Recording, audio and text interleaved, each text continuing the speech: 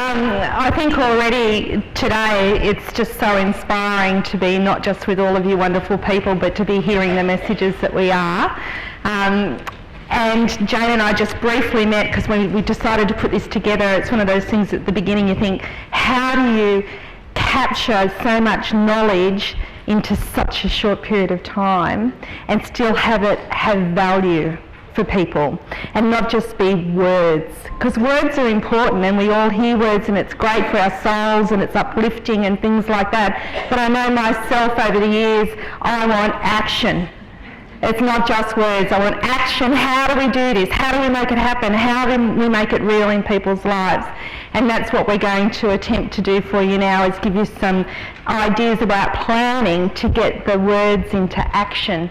Now, these words I'm sure will be familiar to many of you, and those of you who have been around for a very long time will have probably seen them before. And they've gone, they've gone away and they've come back again. And so the words and the rhetoric sound fabulous, but you know what we're interested in is how you turn the language and the words into change, into real benefit in people's lives. Now, you know, of Jocelyn, my daughter, is here, and you'll hear a little bit more about her life in a little bit, but Jocelyn's nearly 21, so that's the length of our journey of a world that we were unfamiliar with before her birth.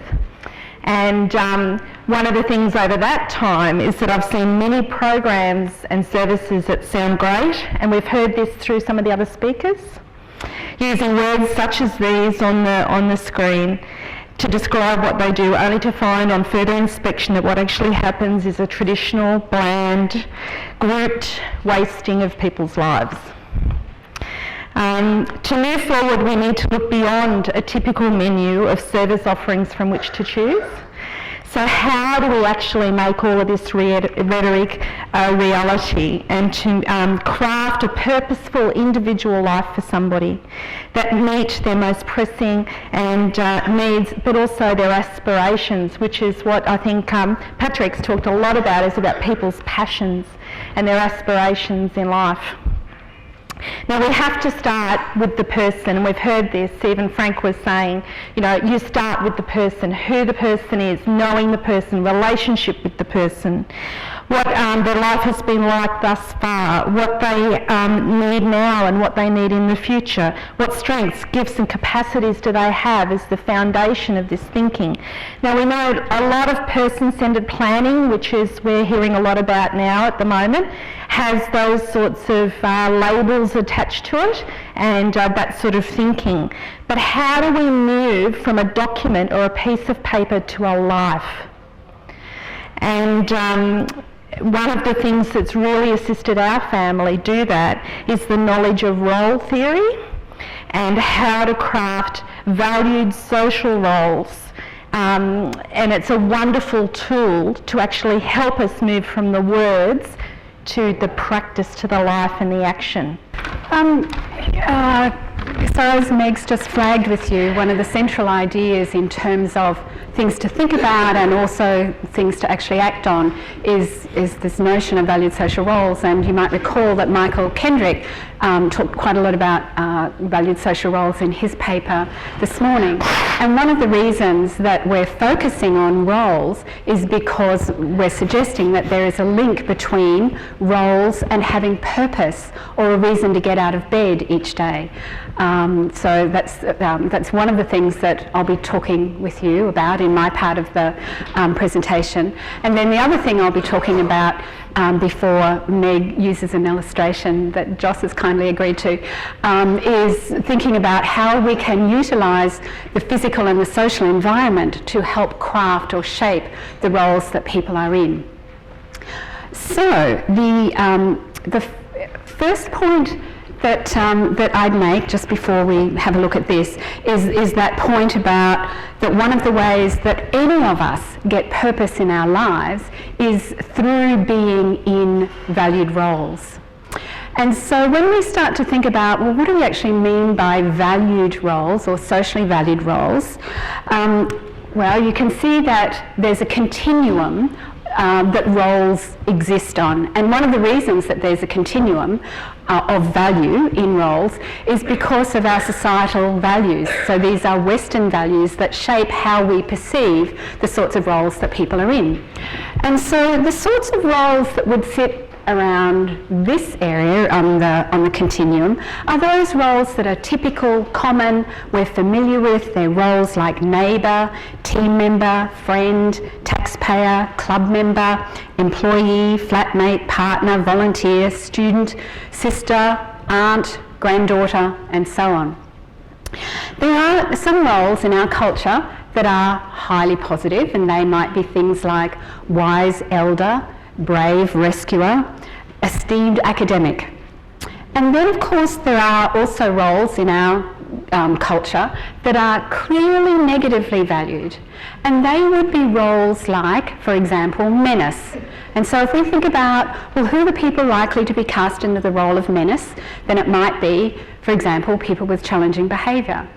Or another example of a negatively valued role would be the role of child forever. And so who might be cast into that sort of role?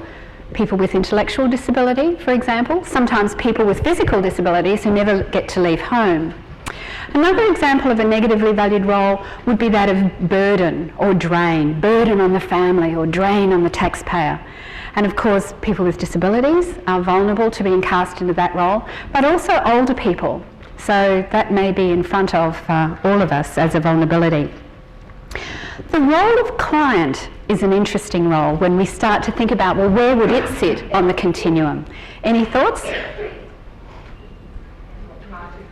Depends what kind of client and who's in the role of client. So people who have a whole lot of valued roles in their lives are likely to be perceived as having a valued status. So people with a valued status dip in and dip out of the role of client. Client of a hairdresser, client of a doctor, client of a tax accountant, and so on. The issue for many people with disabilities is that client becomes the big role or the main role. So they might be a client of a residential service, a client of a day service, a client of a recreation service, Centrelink client, a housing client, and so on. So that their whole identity becomes that of client rather than having the dip in, dip out experience of client as someone with a valued status might have. So, with that as sort of a background, what might we start to conclude? There's three comments that Meg and I would make. The first comment is that the more valued roles that people have, then it's likely that they will have more reasons to get out of bed each day. So they'll experience that sense of purpose. Oh, now I might say, just as an aside, there are other ways that people get purpose in their lives. For example, having spiritual purpose. So that's not the focus of this paper. So we're making the link between roles and purpose. So the first point, the more valued roles that people have, then it's likely that they'll have more reasons for getting out of bed each day. A related point is that it's likely that a life that is a mixture of typical valued roles would have more purpose than a life that has or is comprised of negatively valued roles. So that makes sense? And it's a life that is a mixture of typical valued roles would have more purpose than a life that is mainly client. So that makes sense as well. Good. And then the third point that we would make as we think about this continuum is that if people don't have relationship roles, so if they are not in the role of son, uncle, cousin, grandson, brother, so you can see that web of relationship roles that comes out of the gender role of boy, then what happens in people's lives is that they are missing a whole section of ways that most of us get purpose in our lives. People have a purpose through our relationships. So that's another important point to keep on in mind. Now, just to move on to, well, what are some of the things to think about as we support people to be embedded in positively valued roles? Now, there are a raft of things to think about, and that would be a much, much bigger workshop. So, and in that workshop we might think about, so I'll just mention some for you for the moment, that we could assist people to be embedded in valued roles through building on their family roles, for example, or building on their existing roles. So if someone is already in the role of tenant, then to expand that to the role of good neighbour would be a very important and smart strategy. We could build on people's interests, we could help people find jobs, we could also help people build skills so that they're more competent in the roles that they are in, but also if people have got a base of competency, then there are more roles available to them as well. However, this paper that Meg and I are doing this afternoon is focusing on another strategy, and that is thinking about how the physical and social environment shapes people into roles. And a point that I'll make in a little bit is that this dynamic works for shaping people into positively valued roles as well as shaping people into negatively valued roles. So this is about bringing this to consciousness so that we can use this as a deliberate strategy, and Meg will illustrate that in a little while. So here's the slide that we're going to be referring to now. So what were the things that shaped or crafted you into the role that you're in today?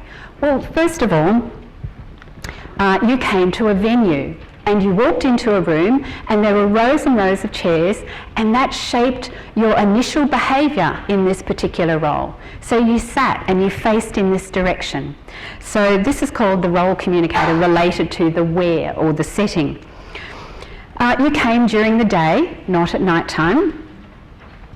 And in terms of what you've been engaged in the role that you're in, some of you have been taking notes, you've been listening, you've been thinking, there's been lots of thought bubbles and aha moments, there's been copious amounts of food consumed, and there's been lots of talking as well. So these are the role communicators around the what.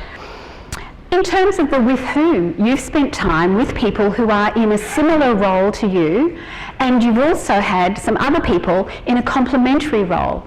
So it would be hard for us as presenters to be presenting if there weren't people in your role. It would be hard for you to be in your role if there weren't presenters. In fact, you'd be very bored and wondering what on earth you're doing here instead of being down at the local shops. Our language is also a communicator to the person and to the other and to other people about what role someone is in. And so you've heard a lot of conference type language as you've been here today, and you've heard content language like community inclusion, valued roles, ordinary lives, service transformation, and so on. And then of course appearance.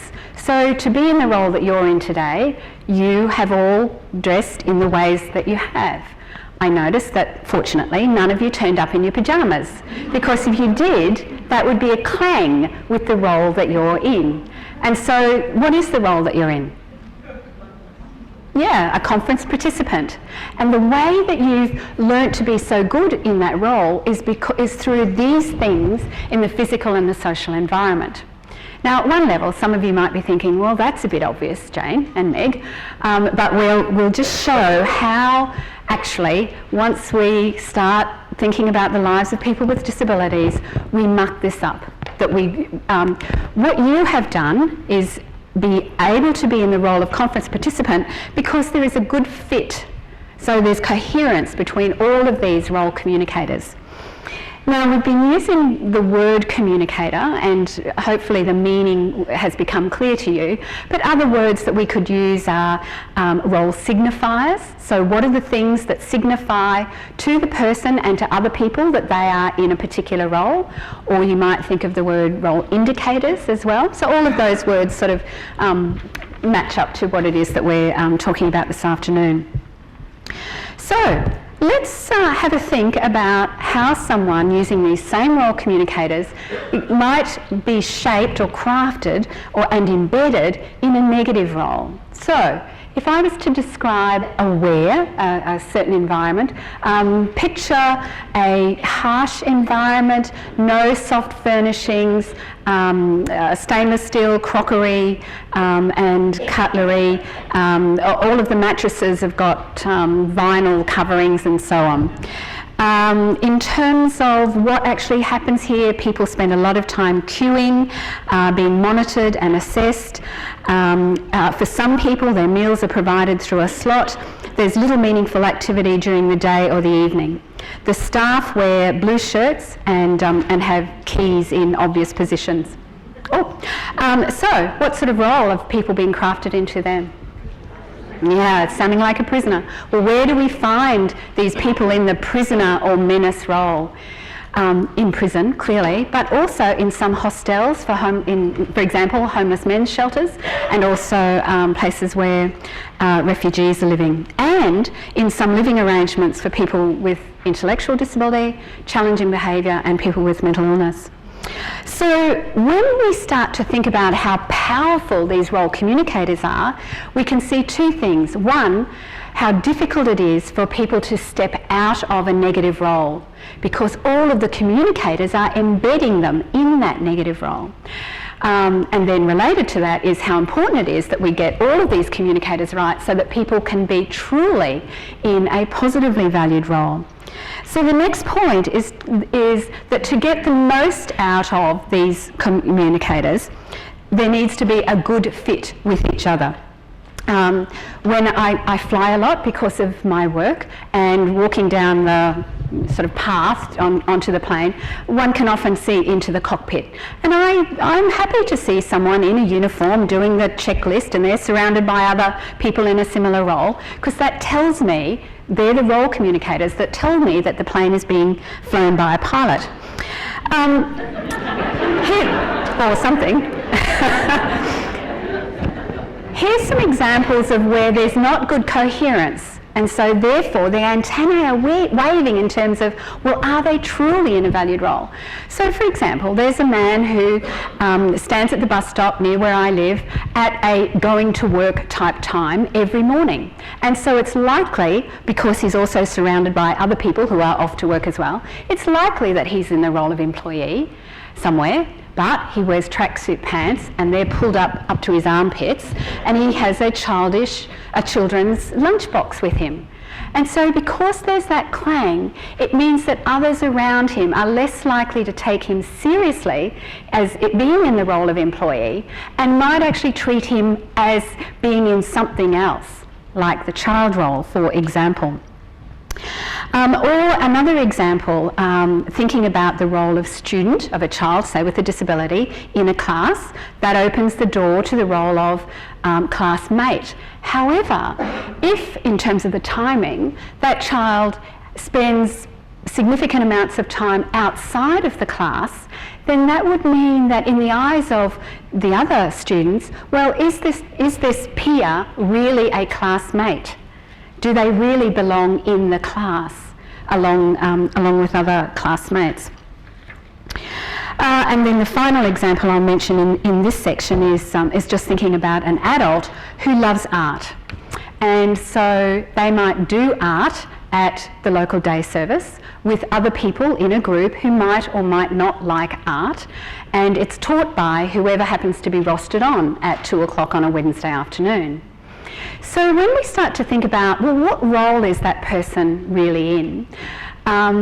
Some people would say, oh, well, they're in the role of artist or art lover or art student if the rostered worker happens to be trying to teach them something. However, and Frank made this point in the session just before, what we're hearing there is that the person is doing art.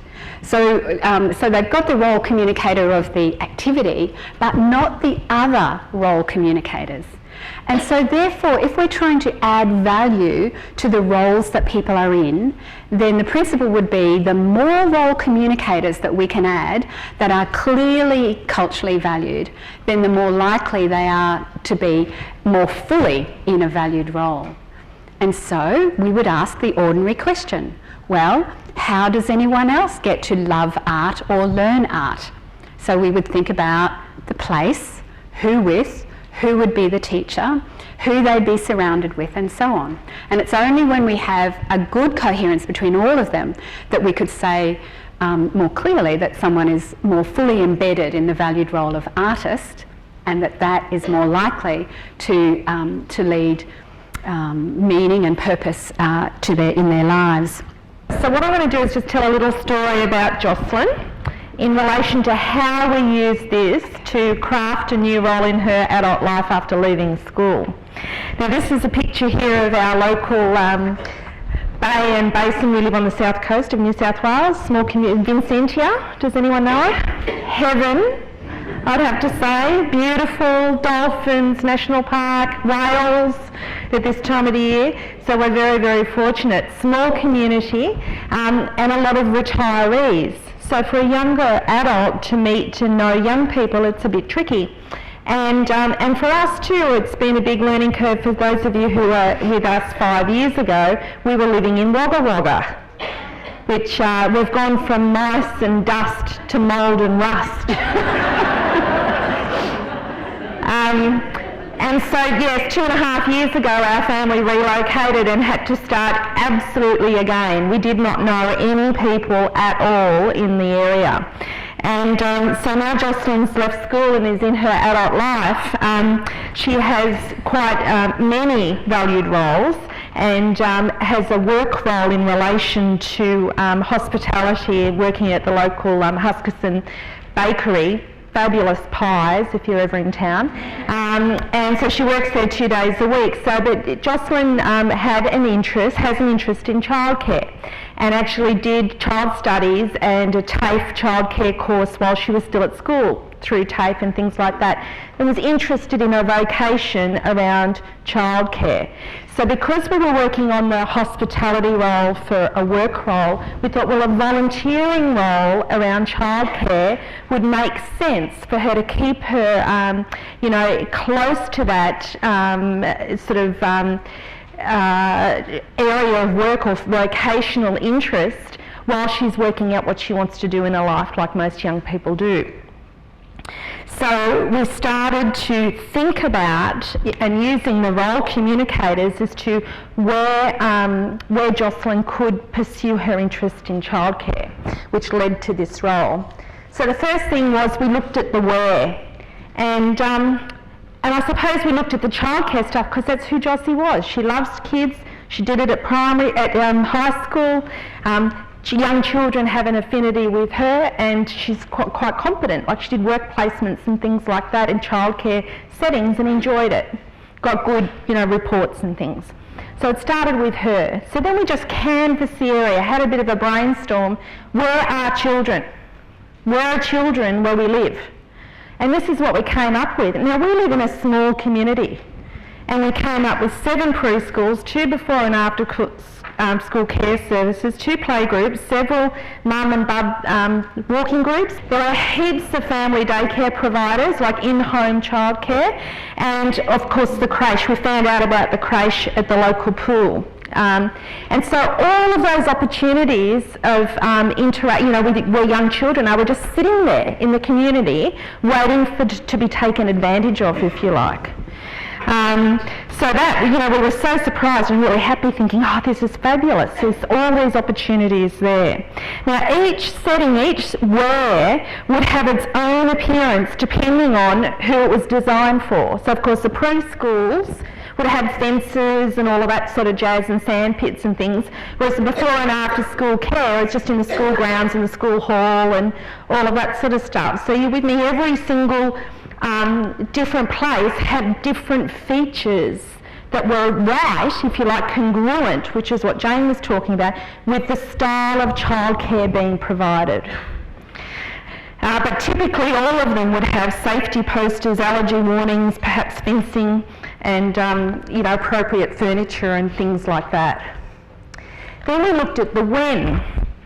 And of course every single where had a different when attached to it as well. So as daycare, we know it's Monday to Friday, and like these days it can be 6 a.m. till 6 p.m, some of those places, whereas community childcare is like 9:30 till 3, that sort of stuff. Playgroup 2 hours once a week, before and after school carers, before school and after school, you get the picture. So the role was, the timing was different in each of the wear, and we needed to think of these differences because for the fit to be right in Jocelyn's life, to make it right for her, we had to think about the timing. So, for instance, like 6 a.m. would probably not work in our household as a starting time.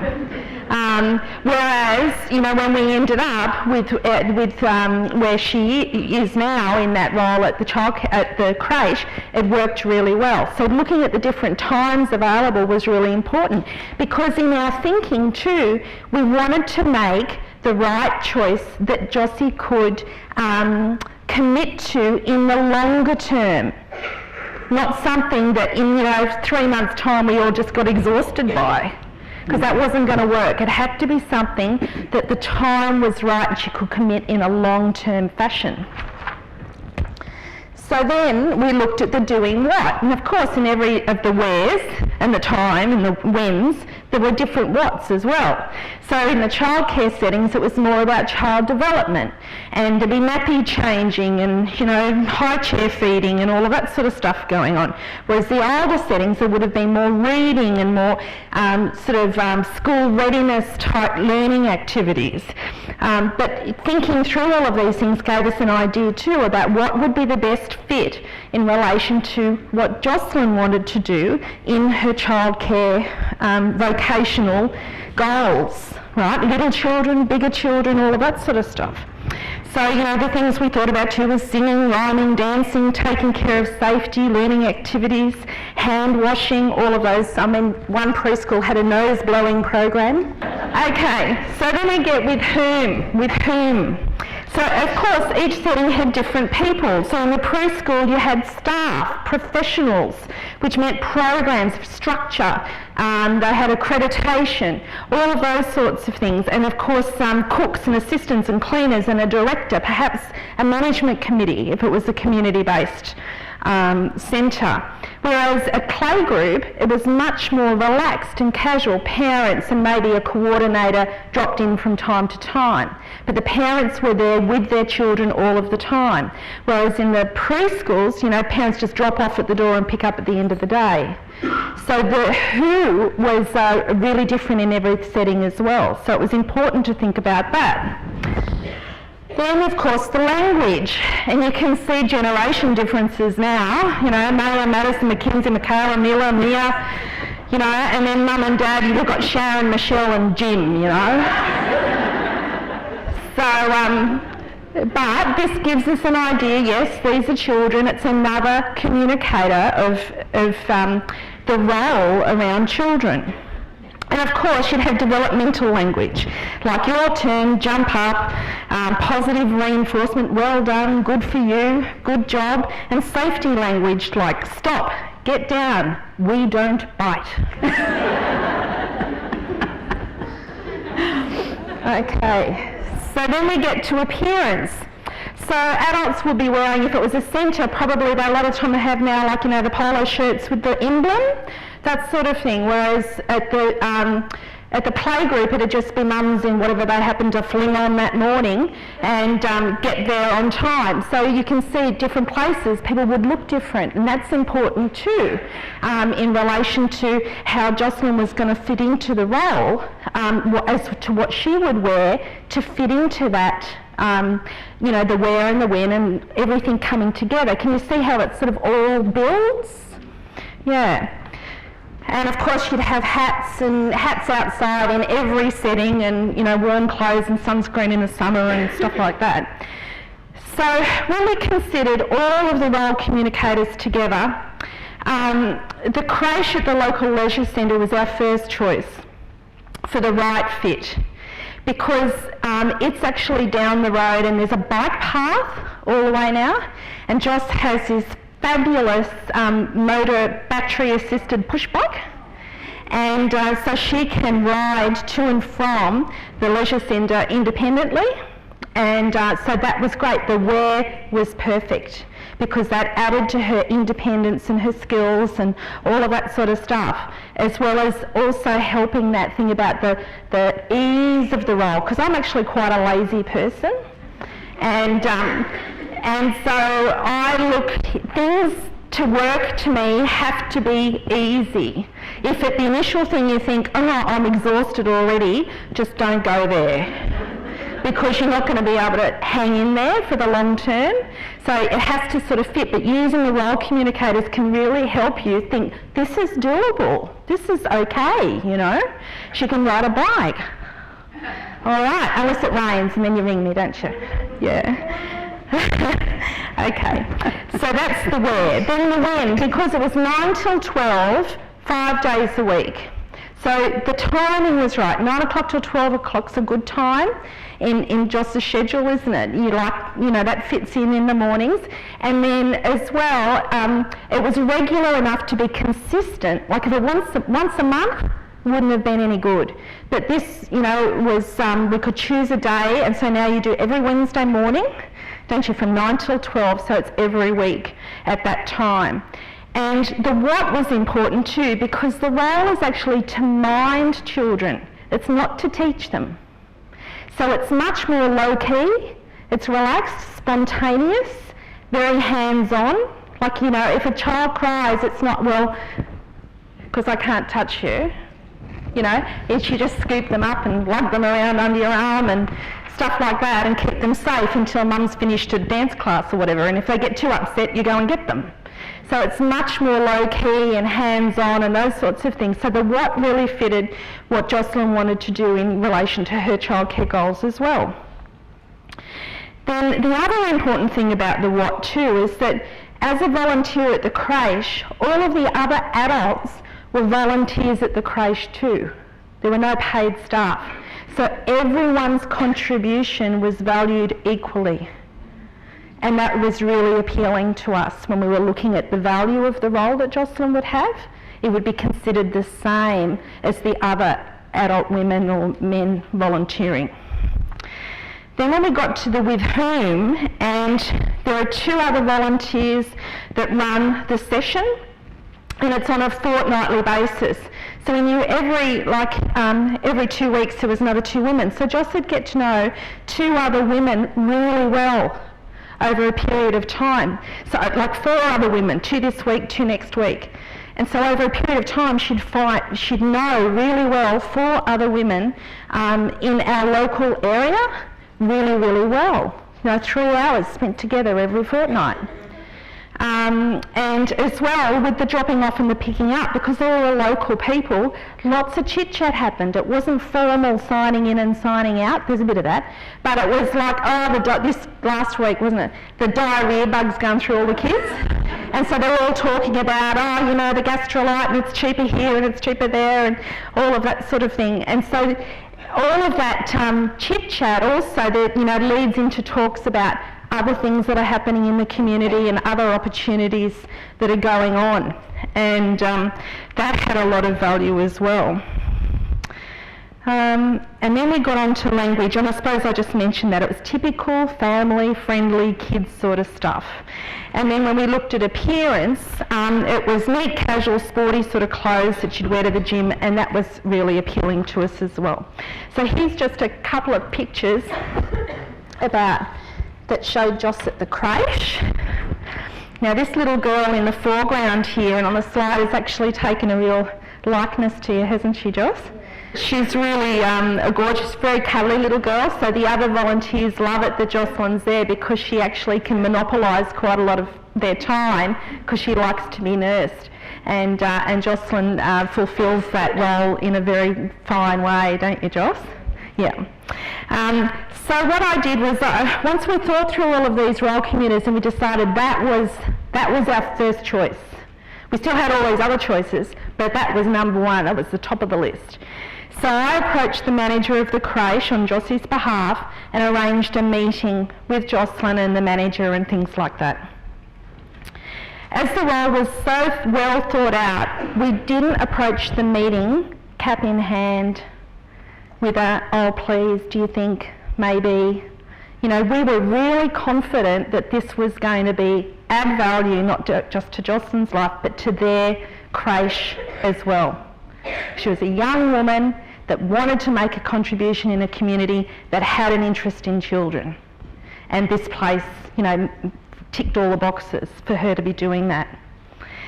And our approach wasn't on a whim, it was really well thought through. Now, when we did that, they were delighted to have Jocelyn on board. And we actually offered that if some support was required for Jocelyn to learn the role, that we would provide that. But they actually said, we don't think she'll need it. But because of her build on other roles, because that's the thing too, roles build on roles, because Jocelyn went to the local high school in regular class, and people say it can't be done, it can, and it's beautiful. In regular class for high school. She was also on the SRC, what's it, the Student Representative Council, and one of the other girls on the SRC, her mum was the manager of the leisure centre. So when she found it, she'd never met Jocelyn, but when she said, "Oh," she put two and two together, "Bonnie's talked to me about you, it'll be fine." And of course she'd also had the roles too around her do an interest in childcare through high school, so it made sense. So they didn't desire any support, and it hasn't been required. But when we looked at the whom people, we'd already thought through if support was required, we were going to employ an ex or current creche volunteer to provide the support, because that would be a right fit to convey the role of creche volunteer. If we had have had a disability support worker from a local service, what role do you think would have been communicated then? Client, I can tell you now. If I had have provided the support, the role would have been daughter, child, not independent young adult. Okay, so the whom that provides support here, if support's required, is really important to think through. And we'd already done that, but of course in this particular circumstance, because the fit was so right, we didn't require any support. Not only through this role is Jocelyn gaining new skills, she's learned how to use the photocopier, which I can tell you. Does people photocopiers? We don't have an affinity, I can tell you that much. But you do, she photocopies all the stencils, she out of the colouring in books, so the kids can colour in and then they put them up on the walls and things like that, and lots of other skills too. But 2 weeks ago, something was on and Joss was going to be away. So I assisted her to ring the two volunteers that she would have been on with that morning, just to let them know that she wasn't going to be there. So that they wouldn't worry, and when we went in, Joss went in the next week, because I had to take the photos, and one of the volunteers, she said, "Oh, I'm so glad you rang me, because I see Joss riding her bike, and if she hadn't have turned up, I would have just been beside myself." And so we knew straight away that the role was definitely, it's still fragile, it's new, but it's definitely growing in the right direction. And so anyway, my role here today has been to explain with Jane the thinking, the background of crafting roles. But if you actually want to know more about what Jocelyn gets up to in a day-to-day practice, when she's at the creche, then you can talk to her about it. So just in finishing up, we've got this little saying here. And so enabling participation in the community with a focus on valued roles gives a firm foundation for planning and action. As you can see by the story I just told you, roles start with the person, with who they are and what their passions and interests are, what makes sense in their own individual life and individual community where they live. Any actual role is not like a program. You can't implement a role en masse, and you can't transfer a role from one person to another just, I know I have spoken before about this, and I've had people say to me, "Oh, we'll do that too." You know, it's not like that. You might think, yeah, childcare is an idea, but you need to go through what we just talked about, the where, the when, the who, to make it all work in your own local community and in the circumstance of the person, because it's not about an activity, it's about a role for somebody. Every individual's life will be made up of different roles as we're all unique. And what we've been talking about is part of social role valorisation. It's often called SRV. And it's the theory that informs the thinking and planning framework for development of individual roles. And further learning about SRV can be had. There's state groups in every state of Australia, but Foundations Forum is the group in New South Wales that coordinates SRV training in New South Wales if you're interested in learning more about it. And I, you know, as a mum, I'm not an academic. I was a hairdresser, you know. So I can absolutely recommend it as a framework to try and move into, you know, valued roles in your family member's life. It's, you know, it's been our mainstay. So, thank you. Okay.